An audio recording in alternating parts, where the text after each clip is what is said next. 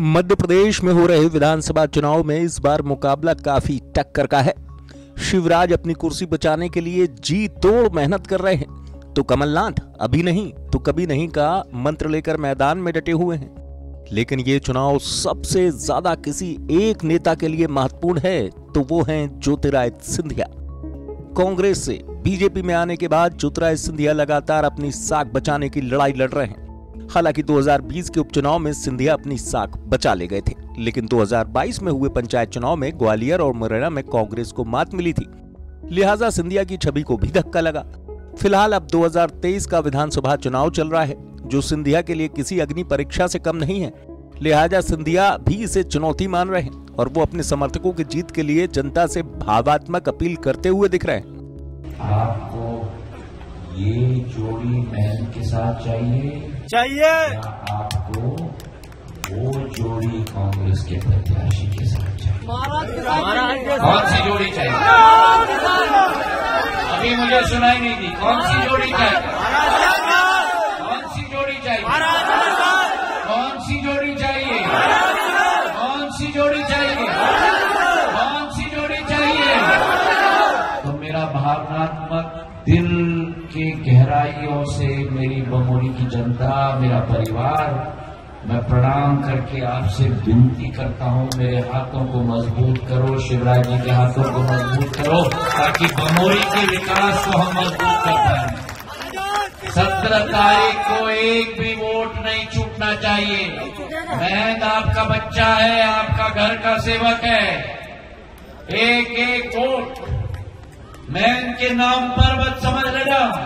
ये महंत के नाम पे वोट नहीं है, ये प्रधानमंत्री नरेंद्र मोदी जी के नाम पे वोट है। ज्योतिरादित्य सिंधिया यही नहीं रुक रहे, वो अपने उन समर्थकों के लिए भी जी तोड़ मेहनत कर रहे हैं। अभी हाल में जजपाल सिंह जज्जी बीमार हुए, अस्पताल में भर्ती हुए, तो सिंधिया उनके लिए प्रचार करने पहुंच गए। चुनाव का माहौल है और इस चुनावी माहौल में जो हमने कभी कल्पना नहीं की थी, जज जी की तबीयत खराब हुई है। मुझे देर रात सूचना मिली, 5-6 दिन पहले मैंने फौरन एयर एम्बुलेंस की इंतजाम की। 7:30 बजे सुबह अगले दिन उसे हम दिल्ली ले गए। मैंने सोचा था कि छोटी मोटी कोई बात होगी, दवाई देके ठीक हो जाएगा, वापस आ जाएगा।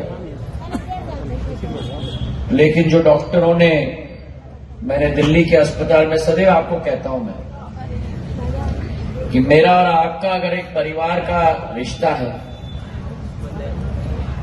तो मेरा सदैव ये लक्ष्य होता है कि जो मेरा इलाज करे वही मेरी क्षेत्र की जनता का इलाज करे। और आपको मैं याद दिलाना चाहता हूं, 2002 के बाद सिंधिया खेमे के मंत्रियों को भी पता है कि अगर इस बार विधानसभा चुनाव में हार मिली तो फिर उनके सियासी कैरियर पर सवाल खड़े होने लगेंगे।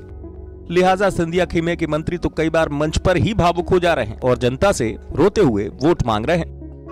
सोचा था कि गरीब के बेटे को मामा मारा है, वोट आगे मैं आपसे भीख मांगता हूं कि आप मेरी लाज रखे और आने वाले 17 तारीख को मामा की बात को रखे।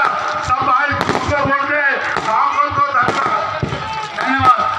साथियों, माननीय मुख्यमंत्री जी को मैं फिलहाल एमपी में सियासी घमासान जोरों पर है, लेकिन सिंधिया के लिए ये चुनाव काफी महत्वपूर्ण है। अगर सिंधिया इसमें कामयाब हुए तो फिर उनका कद न सिर्फ राज्य बल्कि राष्ट्रीय स्तर पर भी बढ़ जाएगा। ब्यूरो रिपोर्ट, एमपी तक।